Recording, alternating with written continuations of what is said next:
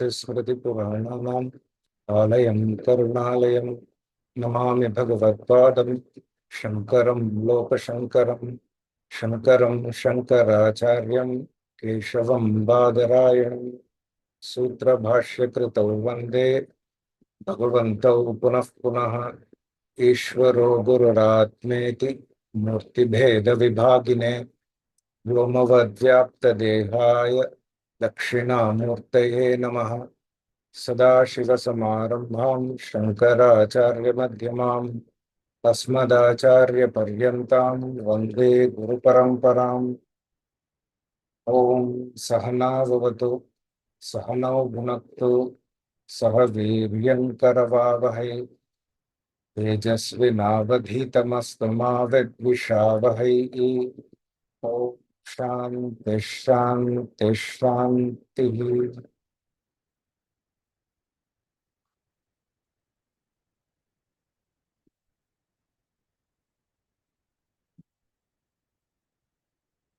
We were looking at verse number 27.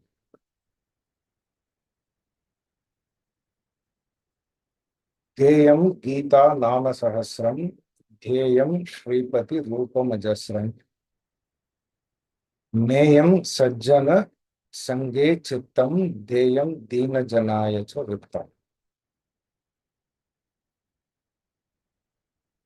So this verse and the next verse, they're actually talking about sadhanas. So the helpful tools that would be useful in assimilating this knowledge, in pursuing this knowledge. So this verse talks about Bahiranga sadhana, external sadhana. So the external means that would help. So the first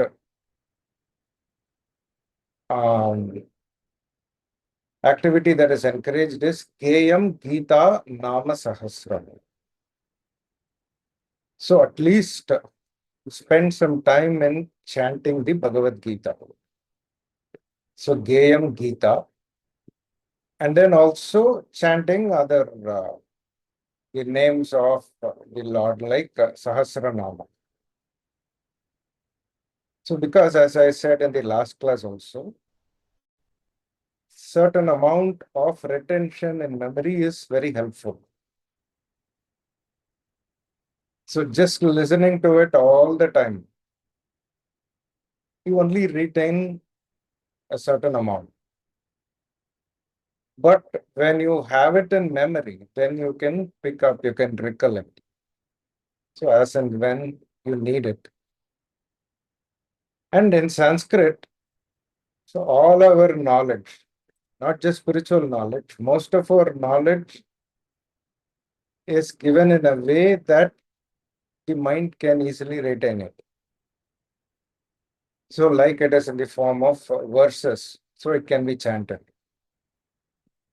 So it is in the form of verses because it is in a certain meter. And all the verses are the same meter in one text, mostly 1 meter or maximum 2. So it can be set to tune. So you can sing it. When you're able to sing it, you're able to listen to it again and again. So when you listen to it again and again, then in spite of yourself, the mind retains it. So that advantage is not there with prose. So with reading books. So you read a book, you don't remember it verbatim. But in verses, verses are meant for retention in one's mind. So that is why he says, Geyam, sing. So if it is in verses, so like we chant, when we chant the Bhagavad Gita, that is also set to tune, a certain tune. Dharma kshetre kurukshetre samavetaya yutsavaha So, and then it can be chanted. It is in a certain musical tune. So it is helpful to retain it. So the idea is not to stop with chanting, but make chanting an integral part of one's spiritual journey. So like I said last class also, so you can take some good chanting. And at the same time, every day, just play it, whether it is Bhagavad Gita. So get a good chanting of the Bhagavad Gita. Every day, listen to it for 15-20 minutes. I don't think that's too much to ask for. 15-20 minutes is very doable. So every day, you keep on listening. Like I gave you a method. Like first 2 months, take the first two chapters of the Gita and keep repeating the same two chapters. And then after 2 months, the third and fourth month, so you take up the next two chapters of the Gita. So like that, you will finish the Gita in about 1.5 to 2 years.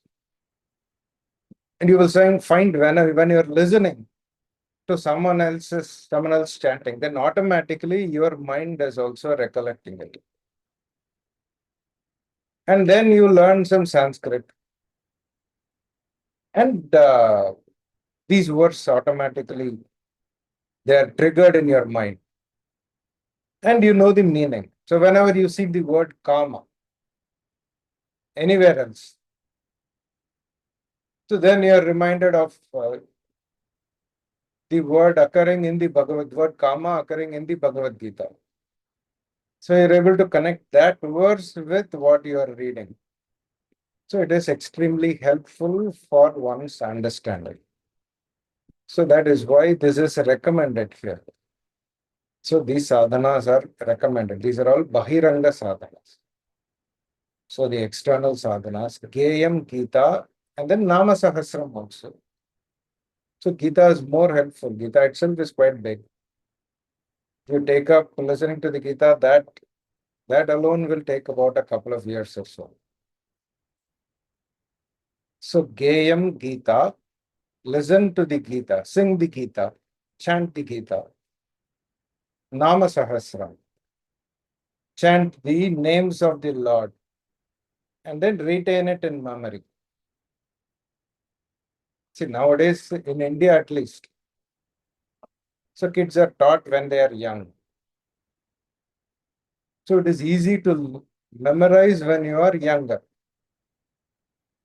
So if you have kids, it's a good idea to just play some chanting every day. So without involuntarily, they will be memorizing it. So at home, every day you keep playing it. So involuntarily, it gets memorized. Because at that age, it's far easier for the mind to retain.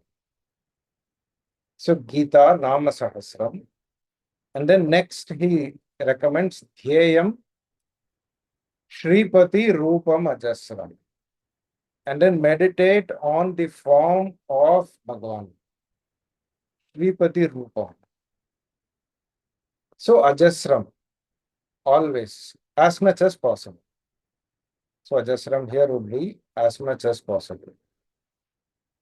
So meditating upon a certain form, upon the deity that you feel most connected to. So whether it is Shiva or someone else, Hanuman or Ganesha, so whichever deity. So meditate upon the form of that deity. That is one way of focusing the mind. So one way of withdrawing the mind from external distractions. So Dhyayam Shripati Rupam Ajasram. And the third recommendation is Neyam Sajjana Sange. Chittam. Always try to associate yourself with wise people.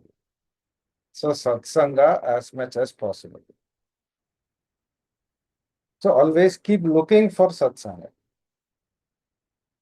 In the beginning, that is what keeps you on track. Otherwise, out of sight, out of mind.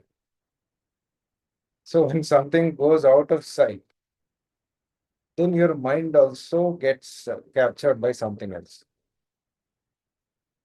So Neyam Sajjana Sange.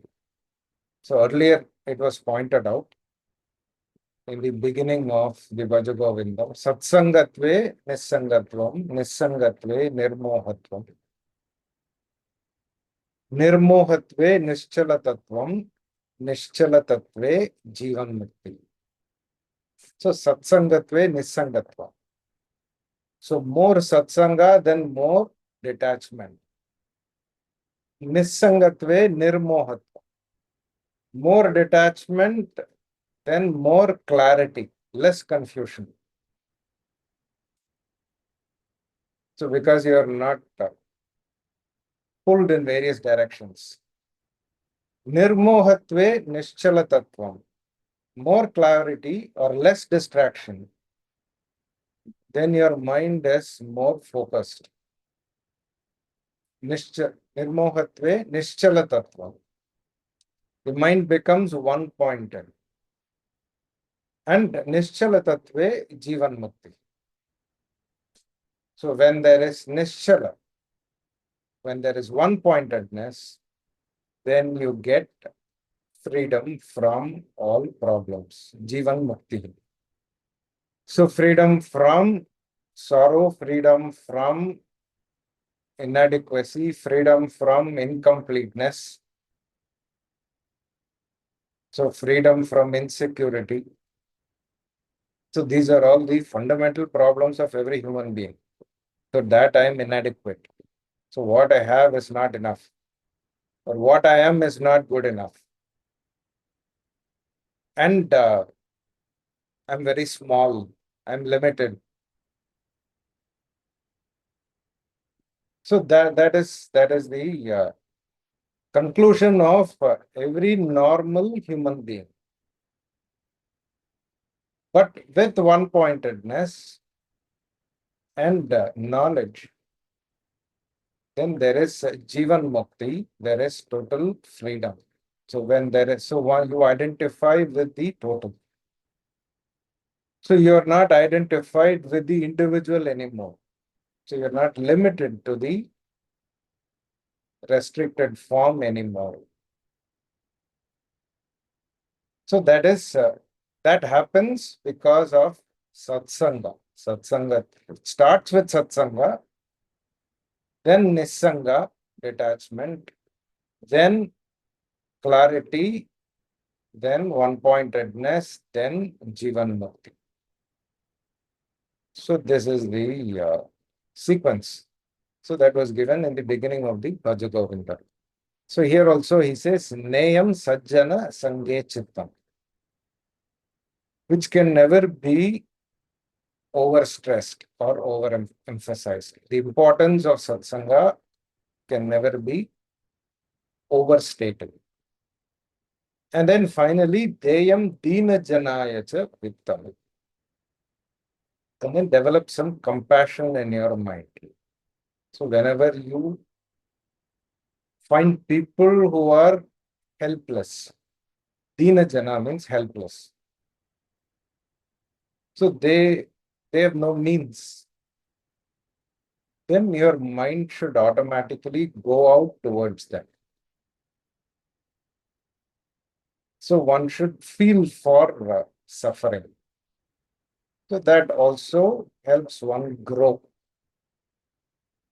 So you see suffering and then to make yourself a stone, then there is no compassion. So that is why this is also recommended as a sadhana. Deyam Dina Janayach. And you can also include, don't excessively be attached. Learn to give. Give and share. People just refuse to give. Even some people who attend my classes, they just refuse to give. So you can see that they are quite well off. But when you ask them, So they just say, I cannot give. Flat refusal. So here it is not Dina Jana. Recently also it happened with one person. So just refused. No, I cannot give. But you have a nice house, you can have an internet connection, you have a computer. You don't charge also. So even little bit, we just ask whatever you can contribute to give. So this person refuses, quite old also. So complete refusal. So that is total unwillingness to give. That is not a good thing. So that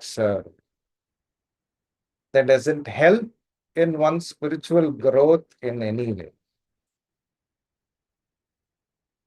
So that is why here also he says Deyam Dina Janayacha Vittam, wealth.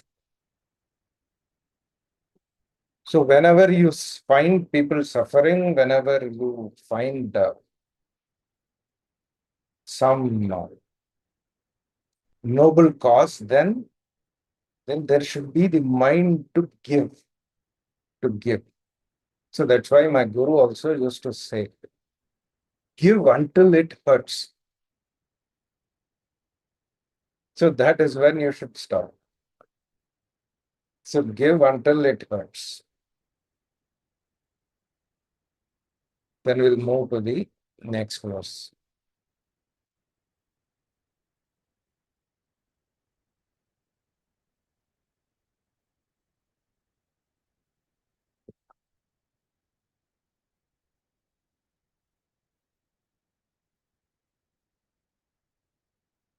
So we'll read this verse.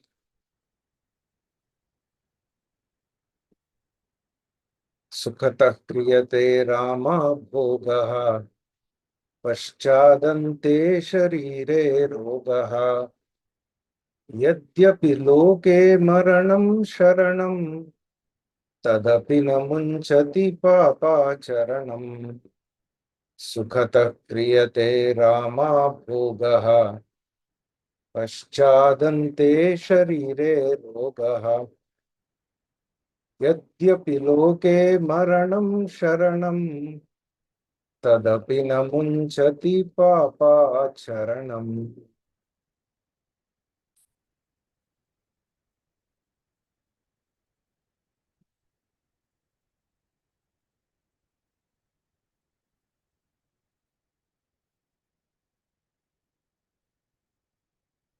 So here we don't have this Antaranga sadhana immediately. So we will get it a few verses later. Pranayamam Pratyaharam, we will look at it when we get there. So we will look at this verse. So verse number 28. See, up to 27, it is attributed to one of Shankaracharya's disciples. So from verse number 13 up to 27. So first 12 are attributed to Shankaracharya. So 13 to 27 are attributed to one of his disciples.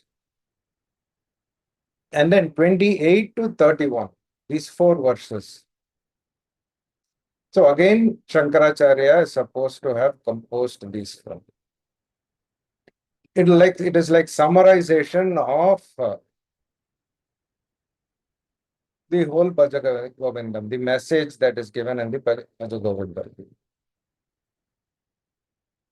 So here again he talks about how karma is detrimental, how mindless, reckless desiring, mindless craving is detrimental. And it is said in a slightly different way. So he says, Sukhataha kriyate Rama Bhoga. So we seek pleasure for instant stimulation or instant gratification. So we get immediate result. So like allopathy medicines.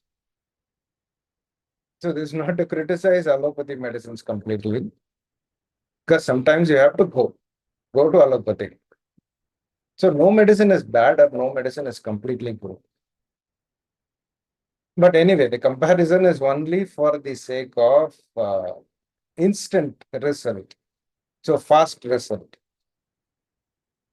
So whenever a person seeks pleasure, sukha, then that is for instant gratification. Rama bhogaha. So Rama bhogaha means pleasures of the flesh. So carnal pleasures. So pleasures of the flesh. When you go overboard, so it can be anything. It can be this physical pleasure that you get from the opposite sex, or it can be some other form of pleasure. So Rama Bhogaha. You do it because you get joy, you get ecstasy, at least for a moment. But you don't think about how it affects your body. See, generally, when a person spends too much energy on this physical attraction or seeking physical carnal pleasure, then we all know that it leads to disease, some kind of disease. So indiscriminate, then you have all these STDs, sexually transmitted diseases. So even if it is within, it is not indiscriminate. So, but still, your energy is spent. So there is too much expenditure of one's energy. So technically, we call it ojas. So the sexual energy, so if it is not exhausted, then it gets stored in the body. And then you can even see in the face of some people. So that brightness is there, that brilliance is there. And in some people, by the time they are 50, 55, they are completely a spent force. So you see their face, they look like 65, 70.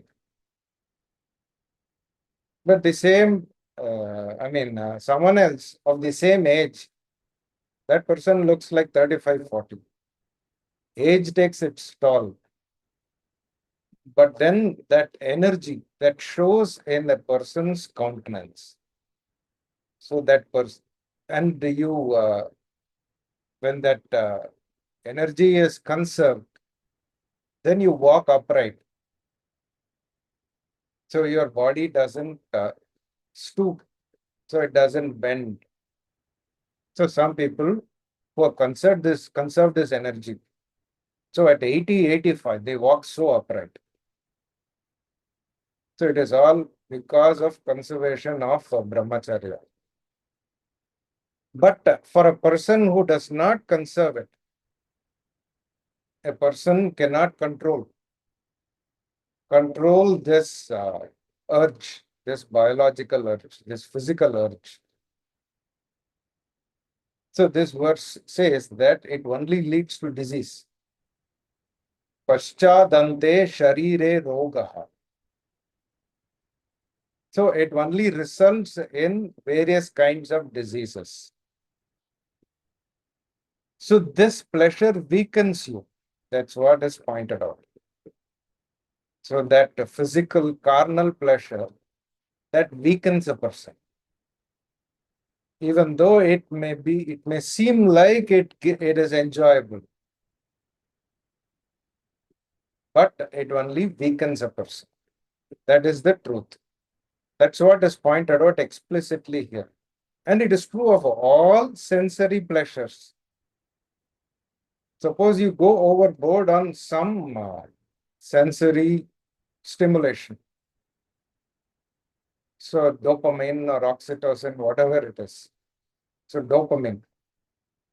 So you eat, you cannot avoid sweets.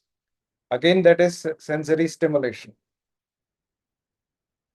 So then too much of that sensory stimulation, it only leads to disease. So that is what is pointed out. So this is indirectly pointing out the advantages of vairagya. So advantages of restraining one's desire. So that is sukhatah kriyate, rama bhogaha, paschad ante sharire roga. So later you only suffer because of this indiscriminate use of your reproductive organs. So excessive use of one's reproductive organs. So again, that's why even for people who are married, so this is a natural biological urge. So for someone who is married, so they say that one should slowly grow out of it, outgrow that urge. So that is not taught in the materialistic mindset. So it is accepted as something that is normal. So that craving. So even after 50, 60, you have that craving. Still it is accepted as normal. Yes, the body is there, so you can have that craving. But in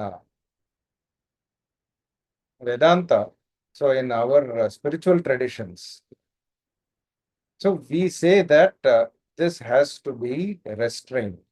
You have to grow out of it. That's why one of the greatest saints, Ramakrishna Paramahamsa, so he used to recommend. So after a child or two is born, so after some time, 5, 10 years after marriage, so he used to say husband and wife should live like brother and sister. So that is his recommendation. So after about 5, 10 years, slowly you grow out of it. So then the partner also has to cooperate. But still, one has to grow out of it because too much wastage of that energy of brahmacharya only leads to disease. So that's what is pointed out. And then you don't have any energy left for pursuing Atma Jnana. In fact, for Atma Jnana, you need a lot of energy. It may sound like you can just be sitting in one place, but a lot of mental energy is required. So a lot of thinking, contemplation is required. For that, you need that ojas. So that's what he says here. Shankaracharya is summarizing whatever has been said earlier. There has been so much talk about karma. So balastavat krida saktaha, starting from there. Tarunastavat taruni saktaha, vriddhastavat chinta saktaha, parame brahmani kopina saktaha. So, and then many places. So even a couple of verses before, kamam krodham lobham moham, त्यक्त्वात्मानं पश्यति सोहम आत्मज्ञान विहीना मूढ़ाः ते पच्यन्ते नरक निगूढ़ा. So, person who has not given up kama, krodha, lobha, so desire, anger, greed. So the verse said that you will roast in hell. You will be cooked in hell. So as I said, Lord Krishna also says the same thing. Trividham narakasyedam dwaram nashanam atmanaha kama krodhas tatha lobhaha tasmad etat trayam tyajet. So 16th chapter of the Bhagavad Gita, which we are just looking in the morning class. So we just finished that. So this is, again, he is summarizing here. And then the next two lines, he is lamenting. People know it. It's not that we don't know it. So we know that it depletes our energy. So having, satisfying this sexual urge, so that depletes a person's energy. But still one is not able to stop oneself. One is uncontrollably drawn towards that. So that may be condoned in the beginning. So when you are young, it may be condonable. But when you are older, because the hormonal factors are at play, so the hormones are there, so then you have that uncontrollable urge. But if you continue to have the same uncontrollable urge, at one point, they say you have to completely grow out of that by the time you are 40 or 45. So if you have experienced it. So he says, he laments in the next two lines, Yadyapi loke maranam sharanam. So even though in this mortal world, so the end point is only death. We all are only rushing towards death. So we all take refuge in death. So maranam sharanam. Finally, you have to take refuge in death. There is no escape. All of us know that. So there is, but even though we may try to push it for as long as possible. So a few more years I have, few more years I have. So we may try to push it. But everyone is very clearly aware that we are not going to be around forever. But still he says, Tadapina munchati papacharam. So even then, this person refuses to give up. So papacharanam. So behavior that will incur papa. Refuses to give up indisciplined behavior. Because that is the problem everywhere. Even now in India, there is this huge issue in Kolkata. That is the problem. So this person behaved like a demon. Because there was this uncontrollable urge. So everyone need not be, it's not like that. So I'm not saying, but it only differs in shades. But that urge is universal. And even in Kerala now there is this big uproar about abuse in the film industry. So Malayalam film industry. So again, the problem is one of this uncontrollable urge. So that's what I'm saying. So that is an universal problem. And even the person who engages in that person is also very, very well aware that it is not correct. Everyone is well aware, deep inside. No one thinks it is okay to have this uncontrolled. I mean, to be uncontrolled. But still, you are not able to stop yourself. And finally, one has to only take refuge in death. And that's why a person wastes one's life in just thinking about this. The psychologists also, so they talk about how much a person thinks about the opposite sex. How much time you spend thinking about it, planning for it. preparing for it. So how much time is wasted for that? So people don't even consider. So when you are young, then most of the time it's spent a lot of time, not most of the time, a lot of time is spent on attracting or having a partner. So in the Western society especially. So not having a partner is looked at as some kind of a defect.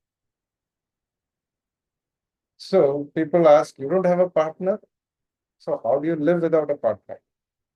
So as though it is impossible to live without a partner. So that's how the Western society looks at it. When you're growing up also, so at a certain point when you don't have a partner, so then people think there is something wrong with you. So they try to fix you. So maybe we'll help this person get a partner. So it is. So that's how the society thinks. So here it is a completely opposite way of thinking. Completely trying to grow out of this biological urge, of this physical urge. Not suppressing again. So then people say that then it will be suppressed. So we are not talking about suppressing it, we are talking about growing out of it. So growing out of it, how do you grow out of it? It is only by contemplating on the consequences of what happens if I waste my time on this. Then your mind slowly grows out of it. So the attraction weakens. It is not as strong as before. So that is what he also points out in the next verse. So he talks about points out the defects of accumulating wealth.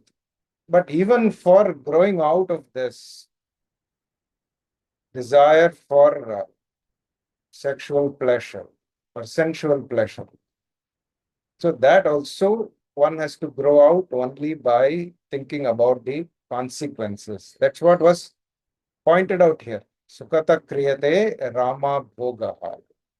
Paschadante sharire rogaha. So if you keep thinking like that, okay, I'm spending so much time, but finally it's only going to give me some kind of a disease. Then my mind, the craving in my mind will reduce automatically. So this is called Viparita Bhavana. In Vedanta, we have these three stages in the pursuit of Atma Jnanam: Shravana, Manana, Nididhyasana. So first is Shravana. So listening. And then Manana. So resolving your doubts, confusions, that is Manana. Shravana, Manana happen simultaneously also, side by side. And then we have Nididhyasana, which is getting rid of one's old ways of thinking. So like these basic urges. So that is overcome only by Viparita Bhavana. Nididhyasanam is Viparita Bhavana. Viparita Bhavana Pradhan. So you bring in you contemplate on the consequences of your urges. Then the urge will go away. So that is a sadhana, that is presented as a sadhana. So Viparita Bhavana. That is the only way. Otherwise, the mind will convince you, why should I not enjoy? So why should I deny myself this pleasure? So the mind will try to give all kinds of justification for that. So if this urge is bad, then why was I given it in the first place? That's how the mind will start questioning. So slowly it has to be trained. It has to be taught. So it has to be taught to think that this is just an unproductive use of my time. So that is called Viparita Bhavana. Viparita Bhavana in Nididhyasana. So again, this is also can be taken as part of Nididhyasana. Because these basic urges that go takes a long time to go also. So however evolved the person is, but still these urges are there. No one is born perfect. Everyone has to struggle. So everyone has to work for it. So the only thing I have to make up, I have to desire is whether I'm up for the struggle or not. And here the Shastra says that the struggle is worth it. So eventually you will be able to grow out of it.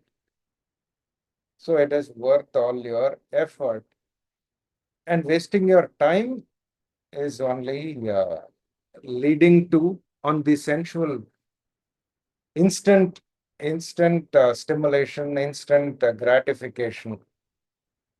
That only leads to disease. So that's what is pointed out. So that's the message that was there earlier also in the Bhaja Govindam. In fact, everywhere in the Bhagavad Gita also. This is Kamam, Krodham, Lobham.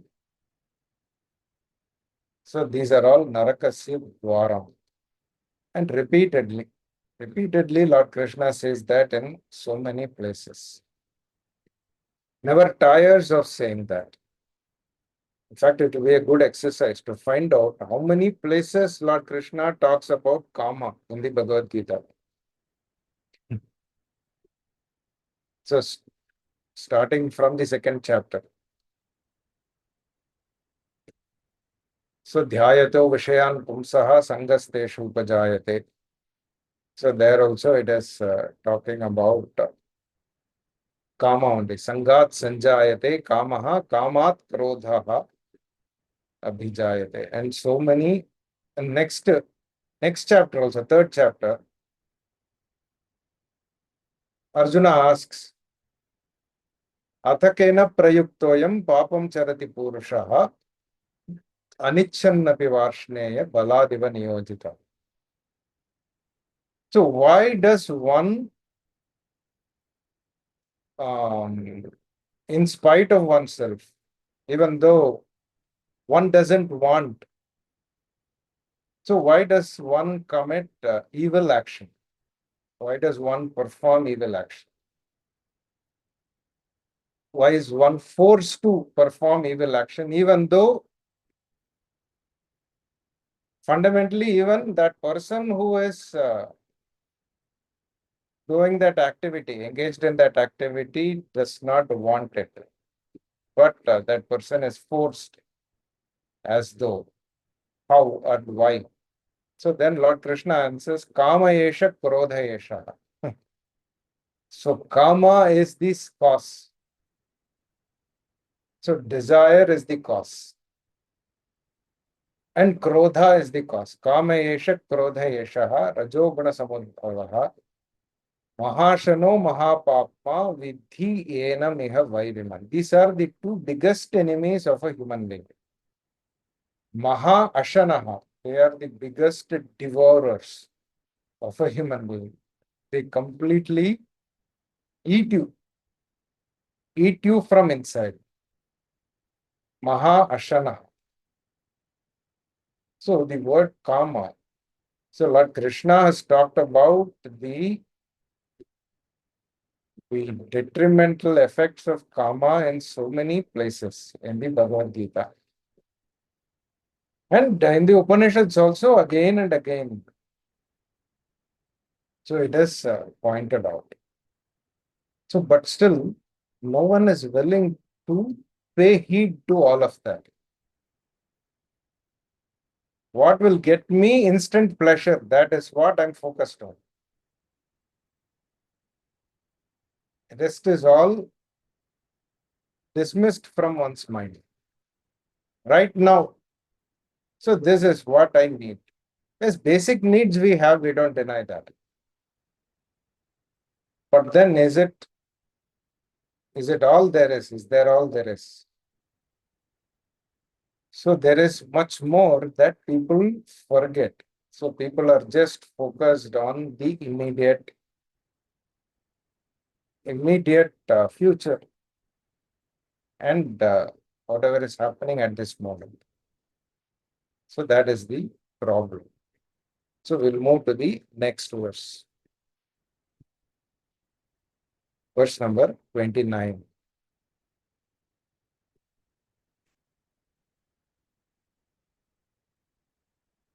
Here he says, Parthamanartham bhavaya nityam nasti tata sukhale sukhalesha satyam putradapi dhana bhajam bhitihi sarvatraisha vihita ritihi arthamanartham bhavaya nityam nasti tata sukhalesha satyam putradapi dhana bhajam bhitihi sarvatraisha vihita ritihi.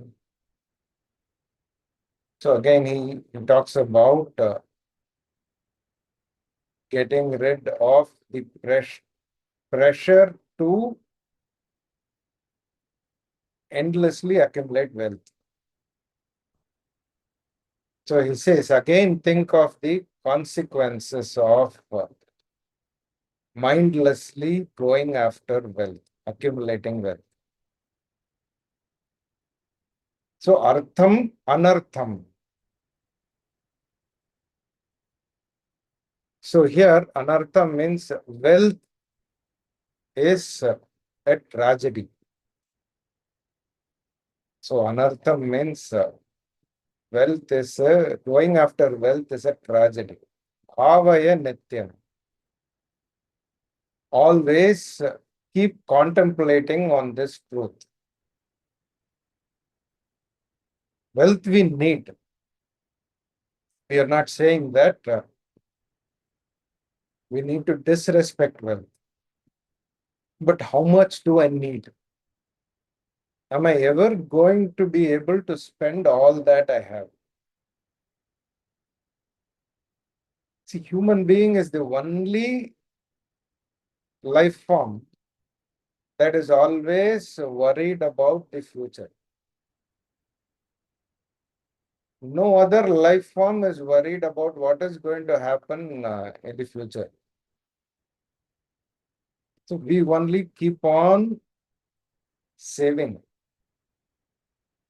and then die one day, leaving everything behind for someone else.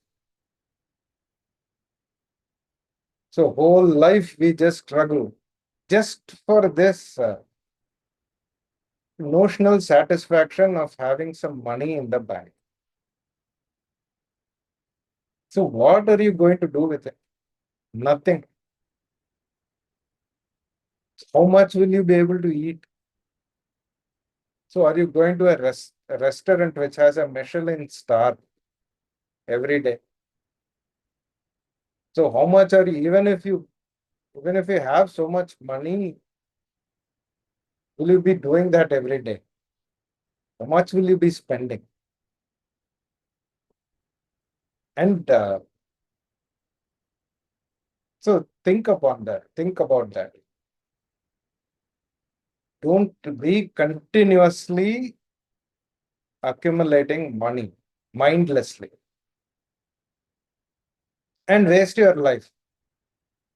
And at one point, you will become old and you will have to be dependent on someone else. So here he says, Nasti tataha sukha leshaha satyam. So this is an extreme viewpoint. So he says there is not even an iota of pleasure in wealth. Talks from the absolute standpoint. So what pleasure that self-knowledge, that knowing the truth can give, in comparison to that, this sukha. So the sukha that you get from wealth, from being rich, that is negligible, that is nothing at all. So as insignificant as we are as individuals, when we look at it from the standpoint of the earth or from the standpoint of the Milky Way. So from the standpoint of the earth, we are just one among 9 billion people, maybe more now also. No, I think. But I don't know what is the population of the earth now, but still around 9 billion. So, and I'm just one individual among 9 billion. Just nothing, but how much disproportionate amount of time and focus that I give to myself. So, and the amount of wealth that I need. You need good food to satisfy your biological requirements. And then you need a good place to live. For that, you need very, very little, not much. So that's why he says, from the standpoint of the limitless joy, which is one's own nature, and which one owns up with this knowledge. From that standpoint, the pleasure that one gets out of being wealthy is completely insignificant, is completely is nothing at all, is irrelevant. So that is why think about that and then put a full stop. If you have enough for you to live a reasonably comfortable life, we're not saying one has to live in poverty. That's not what we are saying. But the disproportionate amount of time that is spent on accumulating wealth, that needs to be thought about. So that needs to be ruminated or contemplated upon. He says, Nityam, always think about that every day. Do I really need to be in this rat race? So, or can I be doing something else? So then he says, even if you have wealth, it doesn't give pleasure, it only brings fear. So the idea that's conveyed is the more wealth you have, the more you have to protect it. The more time you spend in not letting it go, not losing it. Like especially people who make a lot of money. So then in the beginning, you have it in the bank. Then you start worrying, how will I invest it? So whether it is good to invest in property. So if it is good to invest in property, where should I invest? Which will give maximum appreciation. So that the property value doubles. So then you get the property. Then you have to secure the property. Otherwise, someone will encroach upon your property. So you have to fence it. Then you need to think about security. Even if it's an apartment, you need to secure it. Even if you're not worried about people, you need to worry about cockroaches.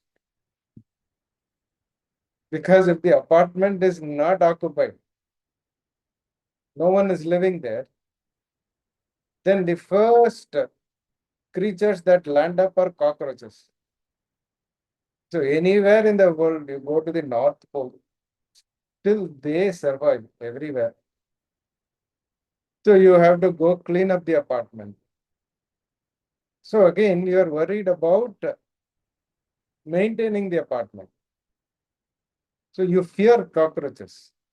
So there is a fear there. So you want to go and live there. So you don't want cockroaches to be crawling on you at night. So that's why he says that even if you have wealth, then it doesn't give you pleasure, bring happiness. It brings fear, directly or indirectly.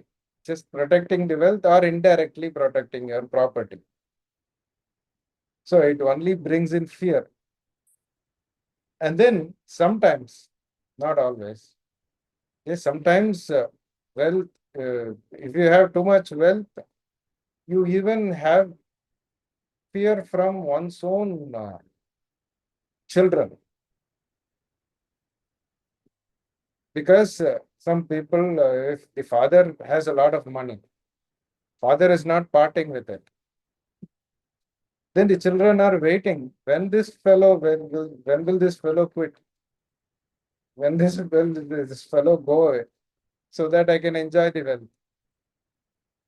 And we know there are a lot of instances where children even kill their own parents so that they can enjoy the wealth. So you have to protect yourself even from your own children if you have too much. So there is fear from various quarters. So here he says, Putradapi dhana bhajam bhitihi. So there is fear from even one's own son. So dhana bhajam, for people who are rich, who are excessively rich. So sometimes the money is self-earned by the father. Sometimes it is inherited by the father also. So if it is self-earned, then he has a right over his over what he wants to do with his money. But if it is inherited, then the children also have a right over that because it is not his own self-earned money. So that is how the law works. So these sons are, so there is fear even from one's own children. Sarvatra esha vihita ritihi. So this is the riti. So this is the way of the world, or this is how the world is. So do not hold on to money. Do not crave for wealth. Because we may think it brings happiness. So you may feel good that I have so much money. So maybe drive a luxurious car. So, but still, again, even if you get a luxurious car, then you have to protect that car from damage. The smallest damage, then you get upset. So smallest scratch. Suppose you are driving a very expensive car, a Lamborghini. So then a small scratch, especially in India, it is absolutely not worth having expensive cars. Because you go out on the road, there are always 10 people who are out to damage your car all the time. It's extremely difficult to come back, go out and come back without damaging the car. So the traffic is so horrible here. So you have to protect the car also. anything that you buy with money, there is a fear of protecting it. So don't waste your time. So we'll stop here and continue. Om Purnamadah Purnamidam Purnat Purnamudachyate Purnasya Purnamadaya Purnamevavasishyate. Om Shanti Shanti Shanti. Harihi Om Shri Gurubhyo Namaha. Harihi Om.